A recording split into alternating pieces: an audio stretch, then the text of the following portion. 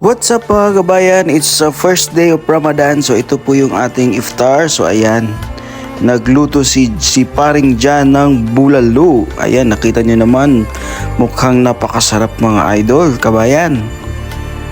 Ayan na, naka-ready na yung ating kanin at saka yung nakaseparate yung corn at saka yung sauce, napakasarap. Syempre. Then, ayan po yung bulalo kabayan, no? Ang laking buto. Tapos, syempre, mayroon tayong extrang noodles.